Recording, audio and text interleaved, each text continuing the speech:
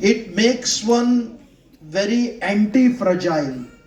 So Mathura is the place where different people saw Krishna differently. Wrestlers saw him as like a lightning bolt. Imagine Krishna is facing Chanur and Mushtika. There was no match physically. Krishna is delicate and Chanur Mushtik is like the American wrestlers. And everybody is saying that this is not fair match. But for them, he appeared differently. Men saw Krishna as a complete man, like the Raymond's advertisement, right? He was a complete man, that's what they saw.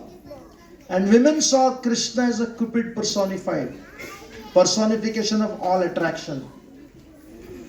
Then cowherds, his own family, they also came to from Vrindavan, they came to Mathura. They saw Krishna as their own relative. Then the impious rulers, there were many. After killing Kamsa, the first thing Krishna did, sent a letter to Dhritarashtra. If you study the Mahabharata, you understand politics more than all the politics happening here. If anybody wants to join a politics, they should study Mahabharata. How relevant, how fresh Krishna had a perspective. Imagine after killing Kamsa, he sent a letter to letter to Dhritarashtra through Akrura, declaring if you do not behave properly, next is your turn. Many years ago. Right. Parents, even though Krishna was great, but the parents, Vasudev, Devaki, Nanda, Yashoda, Krishna had no conflicts about having many parents. Unlike Karna.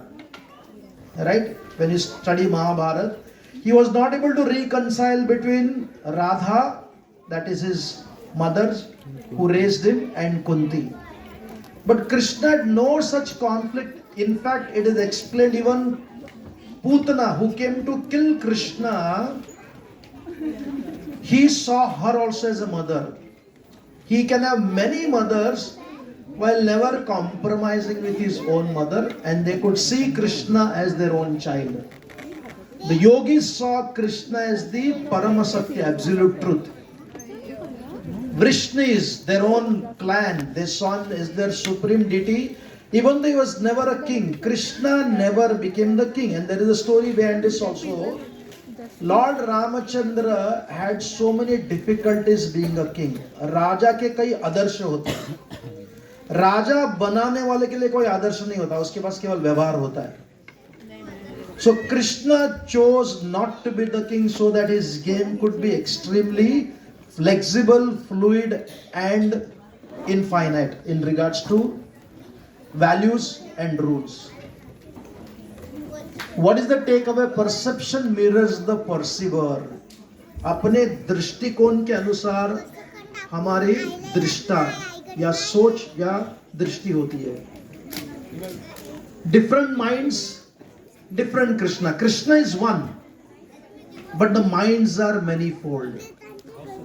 A devotee जो भक्त है, भगवान के प्रति आकर्षण रखते हैं, they have no logic. Love is always blind. Right? Love is always blind. Therefore, somebody said, to be a lover, you have to be resourceful. भिखारी प्रेम नहीं कर सकता, sorry. प्रेम करने वालों के लिए सब कुछ खोना पड़ता है. The act of love is the greatest adventure. Therefore, do not underestimate the power of love when a devotee exhibits. It's blind, it's unreasonable, it is illogical, but still it is what they look for. So that is a devotee. Swayam Bhagavan, eternal pastimes, ultimate truth. A spiritualist, one who is agnostic but the spiritualist, I will not name them so that you don't have to have a prejudice. He said fully divine and fully human.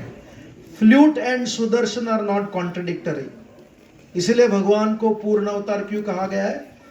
कि जो मनुष्य में जो potentials है, जो limitations है, he exhibits them even though he is fully Parameshwar, ये दोनों का समन्वय is fascinating. It is illuminating and sometimes bewildering. But if you continue to stick to the bewilderment also, from that bewilderment comes great learning and fascinating. That is Krishna, and that's what he saw. Fully human and fully divine, flute and Sudarshan are continuously existing. Visionary, divine guide, dharma leader, evolutionary, and destiny. Yeah, destiny is not a tragedy. In the Western world, destiny is a tragedy. In the Indian context, I recommend you